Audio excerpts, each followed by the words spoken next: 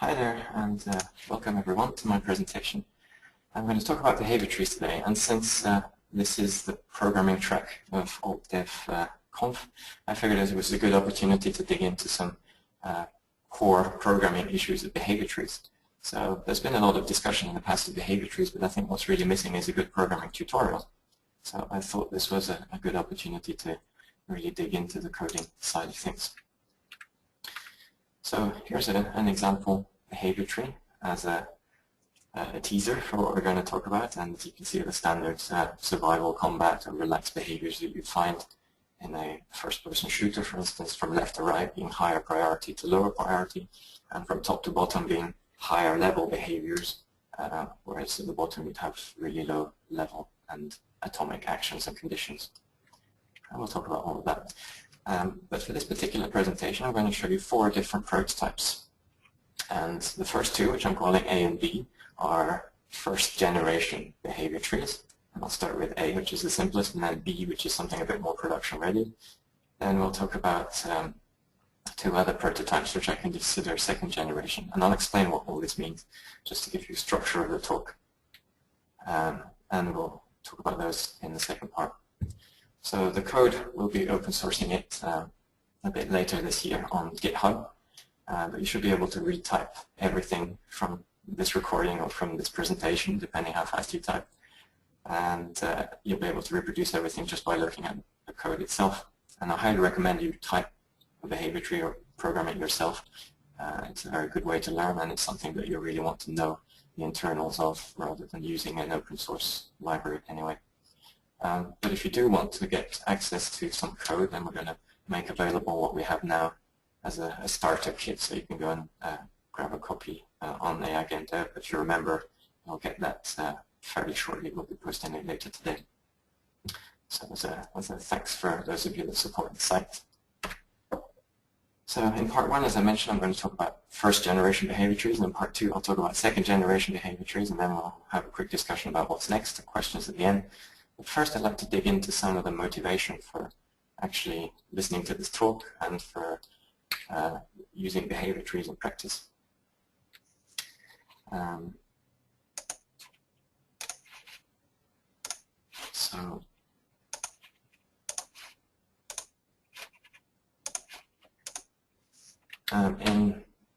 behavior trees are really everywhere, and that's really the big motivation for you being here. Probably you want to find out more about what behavior trees actually are, and they're used in games like Halo ODST, Halo Reach, Spore, Dark Spore, even Red Dead Redemption uses forms of behavior trees, and many, many other games that go way back. And behavior trees are being used in many more systems as well. Things like character AI are the traditional use of behavior trees, but we're seeing behavior trees applied in other places as well. Just like scripts or state machines are extremely flexible, we're finding behavior trees are now very suited to other things, like in-game tutors, camera logic, player avatars, and so on and so forth. So we're also seeing behavior trees in lots of different engines. Some of them are built in, but most engines are easily extended with behavior trees. But ultimately, the reason you should look into behavior trees is because behavior trees are really awesome. And they're, as far as I'm concerned, the best of finite state machines, and they're relatively intuitive, and they have good reactive control that responds well to the world. They also behave in a goal-driven fashion, in the sense that they're a reactive planner. That's what they're called in industry, which gives them that goal-directed, purposeful behavior. And they also provide the best of a scripting language in a very top-down fashion, and you can integrate them easily into most game engines, and they're super flexible. So I've talked about all of this stuff before, and you can download the presentation for free on AI Game Dev. That's Behavior Trees for Next Gen AI. It's a conference that I gave at GDC Europe 2007, so you can get access to that online as well. So the reason you should listen to me in particular talk about behavior trees is that I love behavior trees. I worked on them when I was at Rockstar back in 2004. I started working on behavior trees, and on Max Payne 3, on the very early version of that, we started using with behavior trees. And since then I've worked on games like Killzone 2 and Killzone 3 on the bots. Guerrilla doesn't use behavior trees, but they use hierarchical planners, which is an extremely similar technique in practice. And apart from those commercial systems, I've also written a bunch of open source code, which you can find online. Game AI++ is available in the AI Game Dev forums. It's an experiment. It's quite advanced stuff, and a more basic Python implementation, which is on sourceforge.net, as the AI Sandbox, which AI Game Dev members will be familiar with, and the starter kit, the Behavior Tree starter kit, which I'll be showing to you today, and which will be open source later this year. So all this experience kind of helps when you're building behavior trees, but ultimately we'll be drawing from lots of different games and presentations. So over the past 3 years we've been doing interviews every week, and behavior trees is a topic that comes up most often. So in this following presentation I'm going to draw from all these different games, and we'd like to thank all the developers of all these games for contributing to the field and really sharing their thoughts as well. But when I talk about the difference between first generation and second generation behavior trees, it was really a turning point in AI for shooters and combat games, and that was the Paris Shooter Symposium that we organized last year. And there was a very clear trend and a very big difference in the trees that had been implemented before and those that were currently being implemented in games like Hitman Absolution, Ghost Recon, Future Soldier, Bulletstorm, and others. We saw clear patterns there, so that's where I coined the term first and second generation behavior trees. And the real reason for that is that behavior trees are changing fast, and the implementations have changed, partly because the way we're using them in design has changed completely. We have much deeper trees, so layers and layers of decisions that build up, and behaviors that are more complex, trees that are wider, so there are more options to choose from. We have many more leaf nodes in the behavior tree, more types of actions, more types of conditions, and a lot more NPCs as well. So this means that basically the first generation implementations of behavior trees are really struggling, and if you implement a naive behavior tree, then it will collapse under its own weight when you throw more data at it. And the second generation behavior tree can be summarized as rethinking that particular implementation to provide an efficient implementation on modern consoles in particular that will cope with those design requirements that I just talked about. So now I'd like to give you a quick introduction to behavior trees. So that was the motivation for listening. And first thing to understand is what is a behavior. And behavior can be pretty much anything from all the way from the low level, like you doing a melee attack with a weapon, or engaging in combat at a high level. Things like shooting and missing, using a smart object, dodging, rolling, dying theatrically. These are all types of behaviors. You could also consider a behavior like a condition would also be a behavior, like am I in cover, am I under fire, do I have any ammo, is the player visible. These are also, in a sense, types of behaviors that are read-only and just gather information from the world. So we have a clear distinction between actions and conditions, but they're both types of behavior, and that's a useful mechanism to have. That means we can plug together actions and conditions into the same trees and combine them together easily. So let's take a look at some code now. So I'm going to show you the first implementation, and as I said, this will be made available later this year, or you can type it in yourself based on the recording. I highly encourage you to do that. So the basis of all of this is ultimately a behavior class. And a behavior class is ultimately going to be either an action or condition or some kind of branch in the tree. And what defines a behavior is that we have an update function, which is called every frame, and we'll have an initialize function, which is called only the first time before the update is called, and then a terminate function, which is called once the update is finished, and we'll pass the status to that. So this is pretty standard interface, and those of you that have written a state machine might be familiar with it. But the big difference between this and a state machine is the status. The state in a state machine doesn't have a return status. It doesn't know whether it succeeded or failed. But in a behavior tree, you know that. So this is the important distinction between a behavior tree and the state machine. And there are many different ways you can take into account successes or failures and combine behaviors that succeed or fail together. And in general, you might experiment a little bit with different return statuses. You might try having multiple different failure codes, ones for expected errors, one for unexpected errors. But ultimately, I keep coming back to this particular design because it's such an elegant approach, and that's what turns out to be the best. So if you're not sure where to start with these 3 return statuses, and then 1 which indicates that status has not been initialized. So if we go back to the behavior now, we can take a look at a helper function, which is useful to have. Again, if you've not built behavior trees before, this is a source of bugs. Quite often you'll see, and this tick function is essentially a helper wrapper function that helps make sure that we call all our functions correctly. Things like onInitialize is only called when the behavior was not initialized first, and then we call the update function to set the status, and then if that behavior is no longer running, then we know it's terminated. So this has it's a bit of a layer of indirection, and it's not as efficient as it could be, but it will prevent many problems if you're getting started with behavior trees. And there are ways around it. We'll show you a bit later some ways to do that.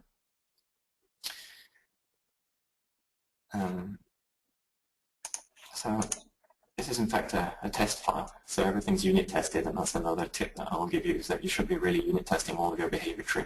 You don't want to be facing problems at the core of your behavior tree logic when you're debugging an AI bug. You want to know for sure that it's some complex interaction of other systems that you don't have control of. You don't want your bugs to be in the core of your behavior tree.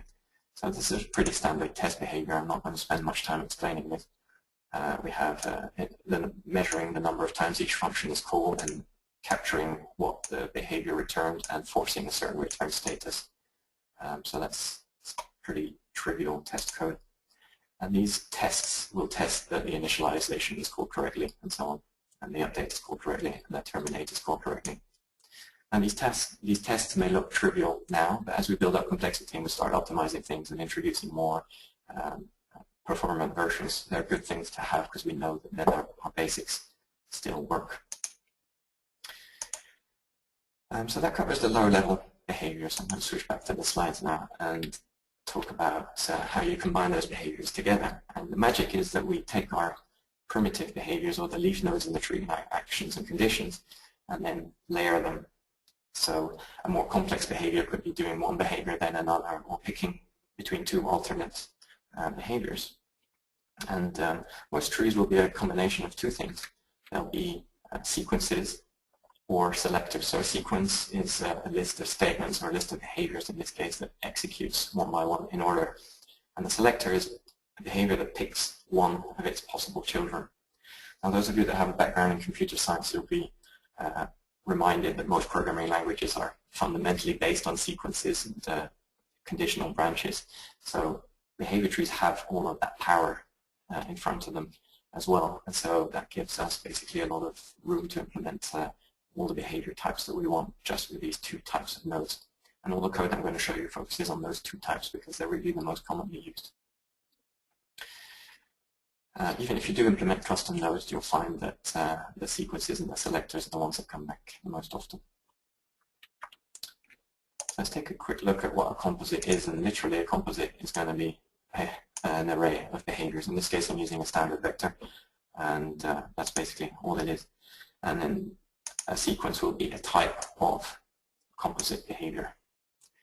I'm going to explain sequences a bit more visually so you can see what it's supposed to do first. So this is how I represent a sequence visually, and I use this notation. I introduced it in 2007, but it's inspired by some research done in hierarchical task networks. So it's a common notation that academics use, and people have adopted this notation for behavior trees as well, so I encourage you to use this notation as well. And the sequence will basically execute its child nodes from left to right. It's quite straightforward. So what we do is we deal with success of the child node by moving on to the next node, and if a failure happens, then the sequence fails as well. And if success happens all the way to the end, then that sequence will basically succeed. If a child node stops and pauses and starts processing in the background, then that sequence will continue processing as well. So it doesn't have to execute in one frame, it can execute over multiple frames. So let's take a look at how that code looks. And in this case, we're going to use the onInitialize function to set the current child to be the first child, the beginning of the list. And then we can dig into the update function. The update function says, well, I'm going to check the current child and update it. And if the child either fails or it keeps running, then the sequence fails or keeps running. Otherwise, if the child succeeds, then we go to the next child in the list, and if we hit the end, then we succeed. Otherwise, we just keep on looping until there's a child that keeps running and updating. So it's relatively trivial code. It takes 20 lines of code, and that's with a lot of comments and blank space to make the code look nice. But ultimately, it's not very difficult at all. So there's a test here again. I highly recommend tests for this kind of logic as well. And the test allocates a fake tree of a certain size. Here you can see the code. I'm not going to explain this too much. It's quite trivial code, and it frees itself. And then we have a wrapper which accesses the behavior of the node type as a helper function to make the tests look a bit more simple. And in this particular case, we're allocating a sequence of size 2, and then whilst we're ticking the sequence, we expect it to be running, and then if we force a failure at the low level, then we expect the sequence to fail as well, and we check that the termination and the initialization of the next behavior match with what we expect. So I'm not going to talk through all of the tests, but those are the kinds of tests you need to have 100% code coverage, which is super useful to have in this particular part of the code. Now the selector logic is the complement of the sequence, and the sequence is essentially, selector is essentially represented like this as a question mark that picks one of its child nodes. In this case, we have 4 child nodes, which will be picking one of them. And there's a sense of priority in these selectors as well. From left to right, we have the first, second, third, fourth child, and the first child will be tried first. And whilst the children are failing, we'll continue to try and find the child that succeeds. And when the child succeeds, we return that child. And if no children succeed, we return a failure. So it looks very similar than the sequence, but with the status codes flipped around. And in fact, the code is basically just that. It's the same loop, except instead of checking for success, we check for failure and return failure here. So it's the exact same logic.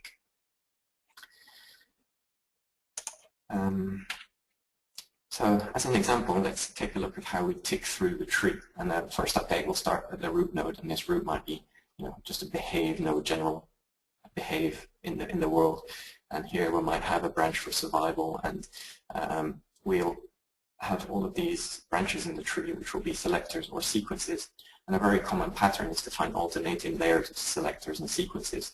Typically, you'll find more selectors at the top of the tree, since there are more decisions being made at the top and there's more flexibility. When you get to the bottom of the tree, there are more sequences that constrain what you can do to make sure that there are no silly behaviors or things that look out of place. But generally, there'll be a nice mix and balance of sequences and selectors. And each of those will get ticked as we update the tree until we find a leaf node that's currently running, which will be in action. And then we'll go back up the tree again. And the next frame will do the same thing. And so every time we traverse the tree right from the root to find the leaf that's currently active. So this particular prototype is basically the simplest thing you could do and still call it a behavior tree. And this is the reason why I showed it to you, to make sure that you understand what a simple behavior tree looks like. But there are a couple of things missing to take this kind of code into production. And the biggest thing that you'll consider is structuring the tree to reduce memory. So if you use code that I showed you, you'll need one individual tree for each NPC. So you need to duplicate a lot of data. And so when I say a lot of data, we're not talking about megabytes. It's literally just kilobytes, but that can add up quickly. And if your designers or your graphic artists want to compress their textures a bit less, then you'll be asked to reduce your memory budget to the minimum. So yeah, this kind of stuff you'll need to implement to save memory.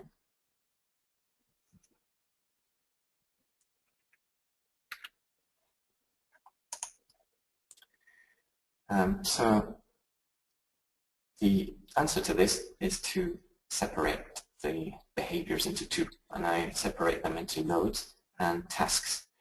And nodes are basically store the common data for every tree, and that's the basic structure of the tree, and all the parameters and other types of configuration that's shared by everyone. And then the tasks are basically all the runtime specific information like pointers, counters, and other stuff that only depends on the execution of the tree. So I use the word task based on cooperative tasking, or it could be microthread, or any other term like that is a good name for this, so you understand how this works. So parts of the tree will be expanded into these microthreads or these tasklets, which are currently active. So let's take a look at the implementation of this when we separate out the two types of data in the behavior. So we have a node class and a task class. And a node, basically, this is the base class for all types of nodes, and they don't do anything except just provide a way to be executed. So we need to know how to execute a behavior in the tree, and to do that we need to turn it into a task using a create function and a destroy function. And so different nodes will create themselves in different ways, but ultimately as long as you can return a task to execute, and it doesn't matter how that works. The magic will happen when we have composite nodes or branches in the tree. That's when things get a bit more interesting. So a task looks very similar to a behavior that we had earlier. We've got this standard interface, update function on initialize on terminate, and basically a task will be initialized with a pointer back to the node that owns it, so you can access whatever data was stored inside this node. So that's pretty simple. We have a node class and a task class, and then we can combine them together back into a behavior like we had in the first prototype. And the behavior is essentially a task in the node, and then we can store the return status here as a convenience. So there are a bunch of default constructors for setting all the tasks and the nodes to null, and a shorthand notation for attaching a behavior to a particular node and initializing everything. The magic happens, well, actually it's relatively simple here. We have a task that was created from that node during the setup, and then whilst we're tearing it down, we destroy that task. And that basically means that we have a task that we can run, and the tick function that we had in the first prototype now becomes this piece of code here that asks the task to initialize itself and asks the task to update itself, and asks the task to terminate itself depending on the return status. So one thing you'll notice here is that we have an extra layer of indirection, and that's not ideal, I guess, in terms of efficiency of the code, but it's hard to avoid. If you're trying to share data, you will have some layers of indirection here, and that makes for, I guess, an interesting performance test to see which platforms work best with using more memory but less indirection versus less memory and more indirection. Yeah, in general, most developers actually use this level of indirection because it saves memory, and consoles having such a limited memory usage, you find that this is a more useful pattern, even if it does take a little bit longer to run. And so the behavior has a helper function that helps access the currently active task, and so on. But you don't necessarily need this, it's just for the tests. So now we have a test for this particular code too, and it's the same as it was before. We're counting the number of functions that were executed, and here we have we're creating a new test task. So the difference now is that when we set up a tree, we'll set it up as a node, and this could be a root node, and then when we want to execute that, we have to wrap it into a behavior, and that behavior then we can tick it, and that will essentially tick the whole subtree. And then you can see why, as things get more complex, these tests make more and more sense, because we've got more levels of indirection, and we're adding a bit more complexity into the code. And the next two prototypes will benefit from these even more.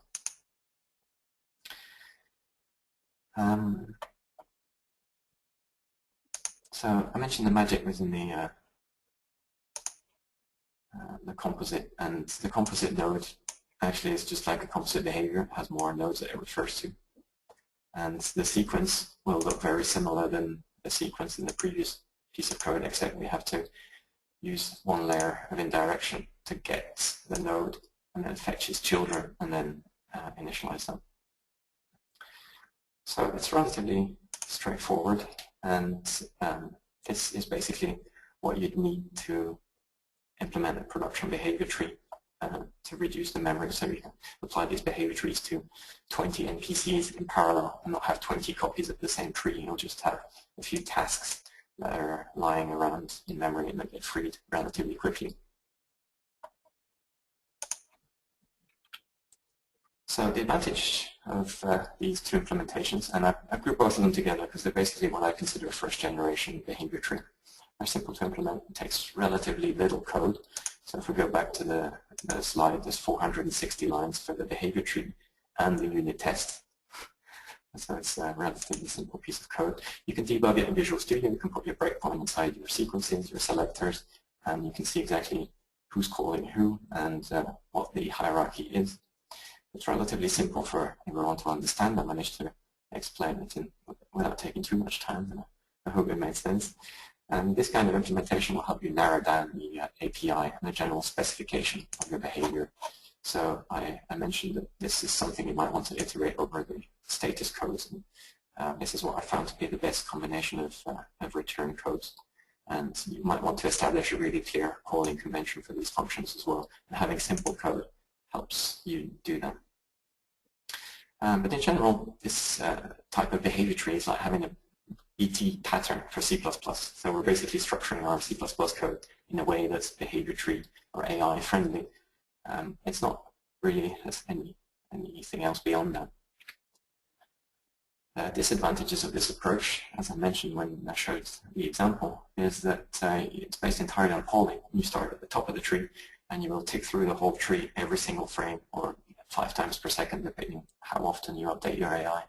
And that's a whole chain of virtual functions, and you touch a lot of different memory every time you traverse the tree. And worse, if you have a behavior tree that's set up based on an XML or Lua script or some other data file, that tree will depend on the stack size will depend on the size of the tree.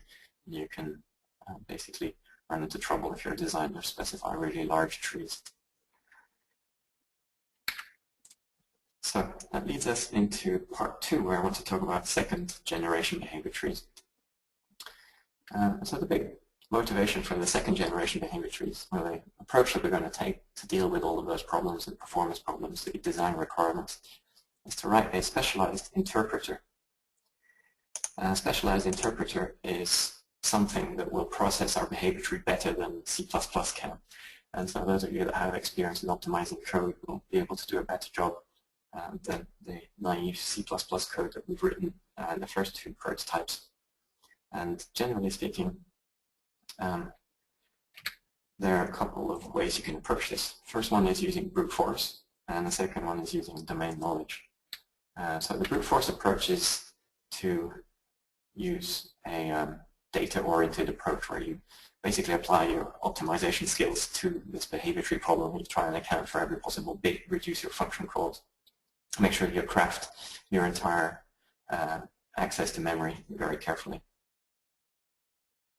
And the second approach is to use more of a domain expert, someone that understands AI and how a behavior tree is used, and try and optimize the actual algorithm itself so it doesn't do as much work. And even if it does do that much work, then it's implemented less efficiently, and it will do a better job of it. I'm going to show you a prototype of both of those things. First is the data-oriented implementation. And this is something that game developers are now using increasingly, and that's what we saw at the Paris Shooter Symposium this year, that games like Hitman Absolution, Bulletstorm, and Crysis 2 are using very data-oriented behavior trees that execute very efficiently. They still run from the root node every frame or every time the behavior tree needs to be ticked, but they do so in a very efficient way. So there's 2 things we're going to do. First is nail down our memory allocation, and so quite obviously we'll use a stack allocator for that. And we'll allocate each node in a continuous buffer of memory, and the good default policy is to use a depth first order for storing the nodes. And I think there's room for research here. I think occasionally switching to breadth first might help, but that's something to experiment with. But just the fact that you're putting everything in a small block of memory will help a lot. So what this means is that we know that child nodes will come after their parents, so that means that we can do a lot of clever tricks to access the child node. So the big motivation for this is to reduce the number of cache misses and basically make things more memory efficient. So I'm going to switch to the code. So the behavior actually doesn't do anything differently in a data-oriented implementation. We have the exact same code as we had before. The only thing that changes is that we have a central behavior tree which will take care of all the allocation. So in this case, I'm setting a maximum limit on the nodes in the tree. But the behavior tree will basically be it's a stack allocator. And I've put it here to make it self-contained, but if you have a stack allocator, you should probably reuse that. So it allocates and frees the memory, and then all the nodes inside there will be allocated one by one using placement new in the right place, and then we return that particular node. So in this case, the code would very elegantly deal with overflowing of the buffer, but it's a good exercise for you to do at home. So the tests will in fact look very similar. The test behavior is the same thing. Now we have a central behavior tree that we have to allocate for each instance of our tree, and in this case we have to allocate each node via the tree, which is relatively easy to do, and the tests unfold in the exact same way as they were before. So these tests will catch any problems you have with your allocator if you run them repeatedly. So what's interesting is that when we start building up trees and using composite nodes, there's things like sequences and selectors, and the tree will have to access their child nodes, and we don't necessarily need pointers anymore. We can use a relative offset from the current location in memory to access the child node, and it's relatively easy to jump to the child node knowing that it's located after in memory. And by not using pointers, then we can save a lot of memory. So if you're using 32-bit pointers, you might save too much memory, but if you're using 64-bit, that can be quite a gain if you then drop down to 8 bits or 16 bits instead. And this is how the composites will now look. So this is the base class for the sequences and the selectors in the tree. Now each composite needs to know about its child nodes, and then we're basically storing the difference between the two pointers, of the current pointer and the child pointer, and then we're storing that inside an array of offsets, relative offsets from the current location. So we can add those pointers, those offsets into our array. And likewise, and for retrieving a child behavior, we can get the pointer, and we can get the pointer based on the current location in memory plus the relative offset, and that gives us the actual behavior object in memory. So here we've limited the number of children to 7, which is a pretty good amount. It's quite rare to see trees that are bigger than that, and if you do, you can split them up into subsequences or sub-selectors without actually breaking anything. So in this case we have 16 bits for each offset, and potentially that could be even smaller, and we have another 16 bits to store the number of children. But you could compress this further down depending on how your behavior tree is used in practice. So if we look at the sequence now, it really doesn't change so much.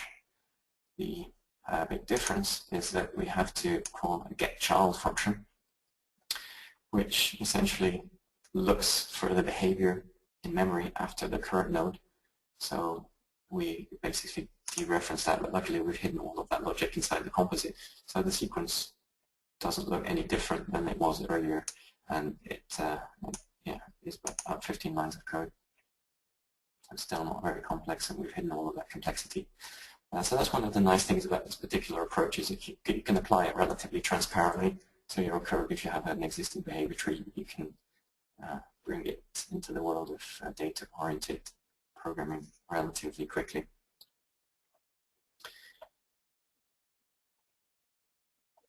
The selectors are exactly the same, so I'm not going to talk about those in further detail.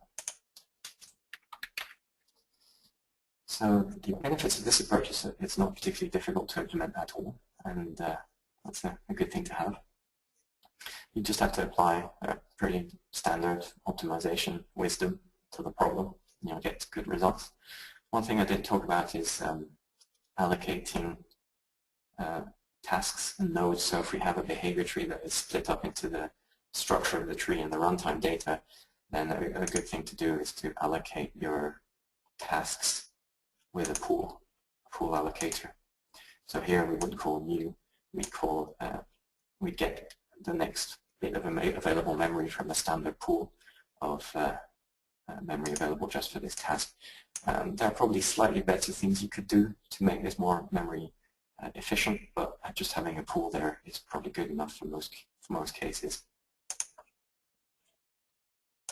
The disadvantages of this approach is that it's a bit harder to debug, and yeah, you have to really iterate over the code to make it look normal. It took a couple iterations to make the code look like good, but now I guess you can just copy what I showed you and apply that straight to your behavior tree.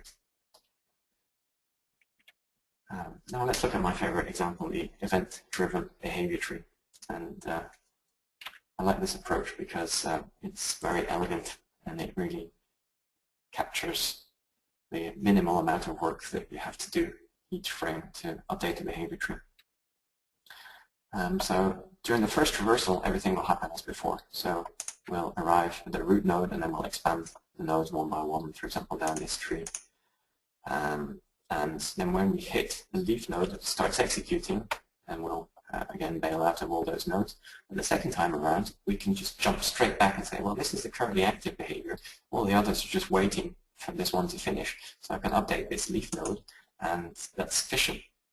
And once that's done, I can report the result back to the parent, and the parent will make its decision locally and say, well, I don't need to go all the way back up the tree, I just need to execute my child node. And so we're doing a very minimal amount of work, touching a minimal number of behaviors, which obviously is very good for memory access.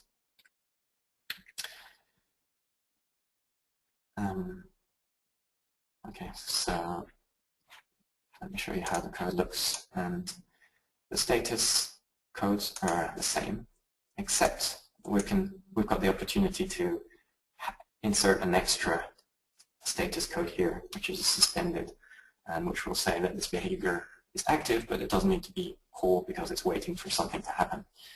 So this basically gives us our performance.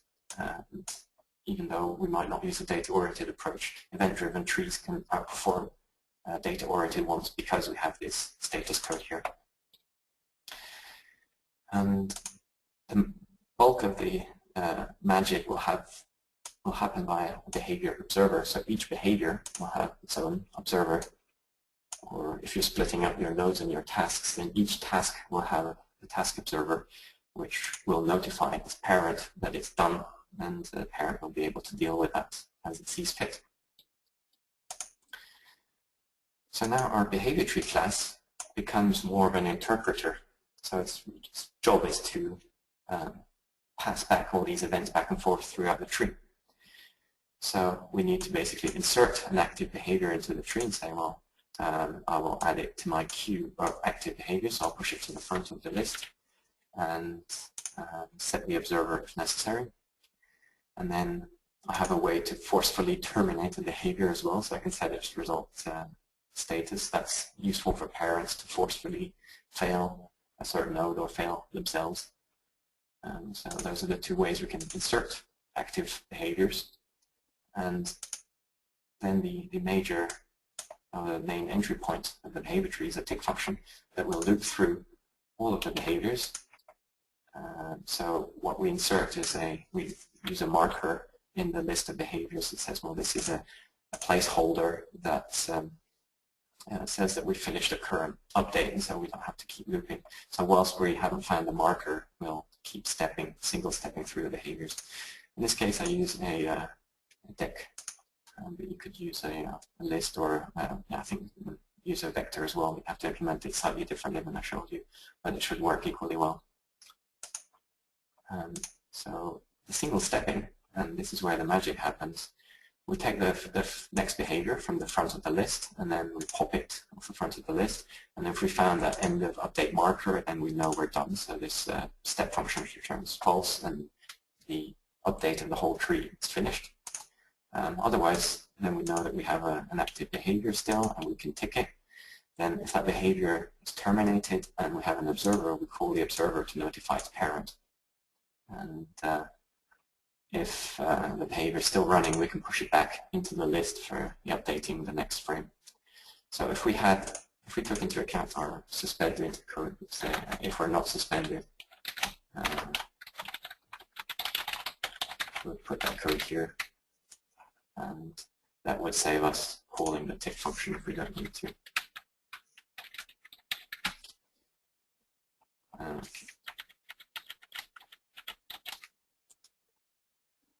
So the rest of the logic looks very similar. We have standard tests here again. And the big difference here, once we have our behavior tree, we have to insert it into a tree and then tick it. And that basically runs our code for us. And likewise, a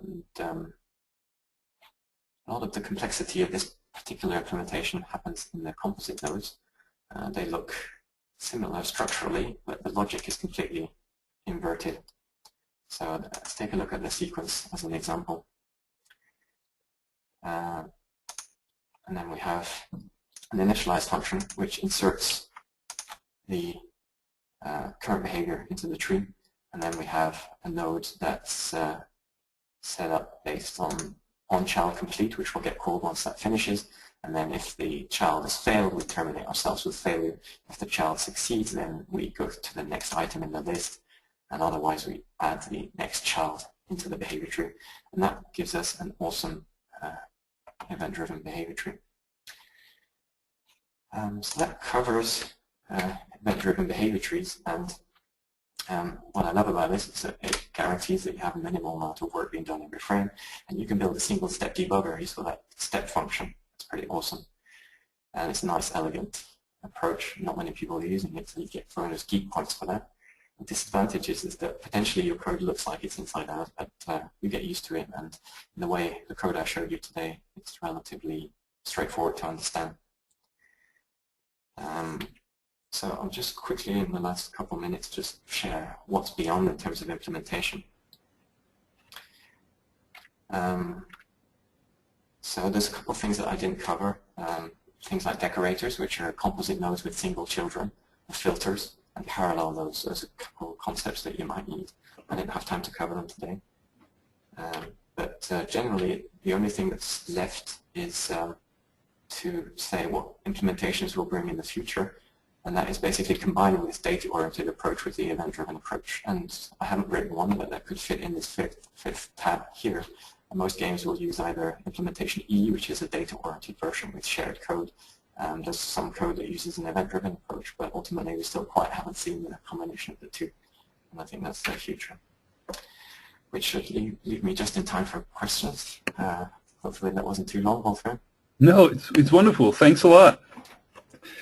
So we actually have 2 questions, and I just sent you one. Can you see it, Alex? Alex? Yeah, I can see it. Okay, do I have any good commercial behavior tree implementations? I can. That makes sense. Should I read it? Yeah, you can repeat it if you want. Yeah. Yeah. We got actually more questions now. So Alex, do you know of any good commercial BT implementations? And does it make sense to look for them? For example, if they come with great authoring tools, etc. So my take on commercial implementations is that they're still relatively recent, and there's a couple companies that are starting to provide that kind of technology, but I think it will take another year or so for them to be more established. I highly recommend you implement your own behavior tree, because I think you need to really have ownership over this kind of code. This is something you want to know as an AI programmer. If your behavior tree comes with a user interface that allows you to do single stepping, like I showed here, if this step function is hooked up to your user interface, then I think that's worth paying for. And I don't know many that do this, but I know there are a couple middleware libraries out there. One of them is for Unity, and another one is more platform general. Yeah, in general, I do recommend writing your own at this stage, but I haven't evaluated many user interfaces recently, so they might have improved a lot. I'll certainly take a look at the more recent offerings. Okay, so the next question is, how do you handle contingencies for when your hand-authored priorities are not applicable for all possible situations? That is, what if B needs to be tried, sequenced, before A given context acts?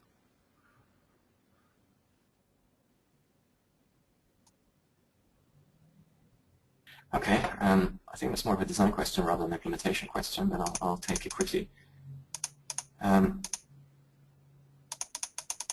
think if you have dynamic priorities, I don't know if that's your question, you should probably split your behaviors into two, and there's a good way to do that. Basically, if you find that a retreat into cover behavior is applied in two different contexts, then you'll insert that behavior twice in the tree at different prioritization levels. So that's typically the best way to do it, so that you can have dynamic priorities by essentially having two static priorities that switch between each other, if you see what I mean. Yeah. Any other questions? Yes, there are more. I'll send you another one. Alex, have you measured statistically, or do you plan to, the computational improvement achieved with these new implementations? It would be interesting to see something like that as a motivation for someone to program them in this way, despite of its higher complexity.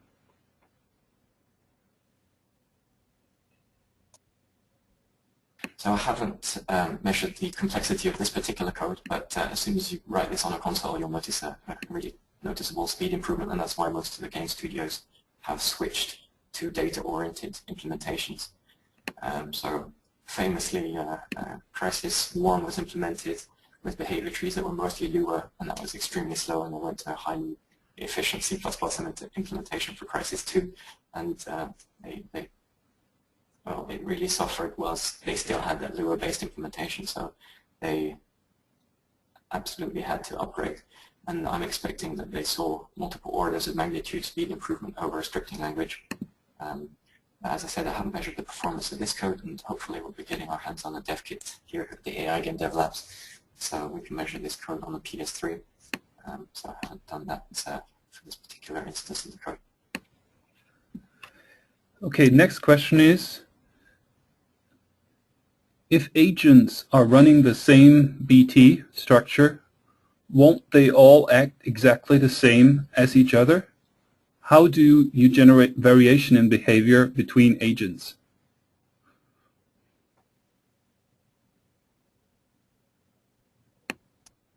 So this is a standard problem not just for behavior trees but for AI. If you have a standard AI that's applied to different agents, what makes it different on the different agents? And basically it's because you insert a complex system into a particular point of the environment, it will behave differently because the environment is different. So that's the basic answer, is that your environment will require different behaviors from your behavior tree. So the results will look very different because the behavior tree is adapting to what is there. So that becomes a very dynamic, adaptive behavior tree that deals with different situations for different characters. I hope that answers the question.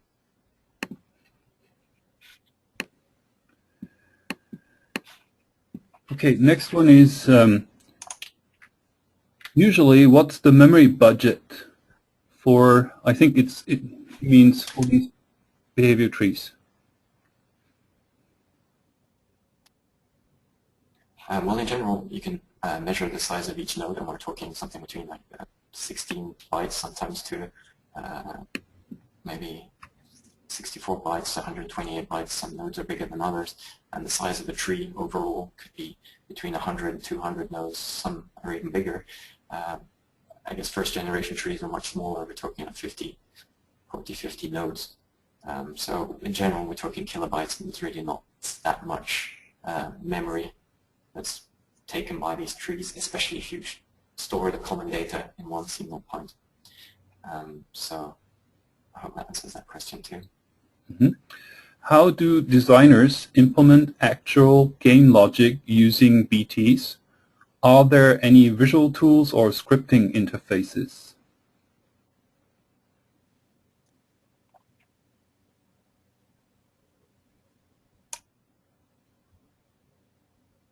So generally, behavior trees are implemented mostly by technical designers or programmers, and there's been a big discussion whether behavior trees should be used by designers, but in practice we find that it's programmers who end up doing the work because they're more technically minded and because it's going to be a nice piece of self-contained logic that it's not huge. It's manageable by 1 or 2 programmers. So programmers tend to do the work. If you find a highly technical designer, I was lucky enough to work with one at Rockstar, and he took over a lot of that stuff, but I would still build the low levels of the tree and he would build the higher levels. I've seen designers or programmers do this with text editors, which is a good place to start, but you can write a fairly simple behavior tree editor yourself using a standard tree widget, or use one of the commercial systems if there are any available. Okay, next question is, with the event-driven tree, how do you handle reactive conditions higher up the tree? Keep them running in a parallel node?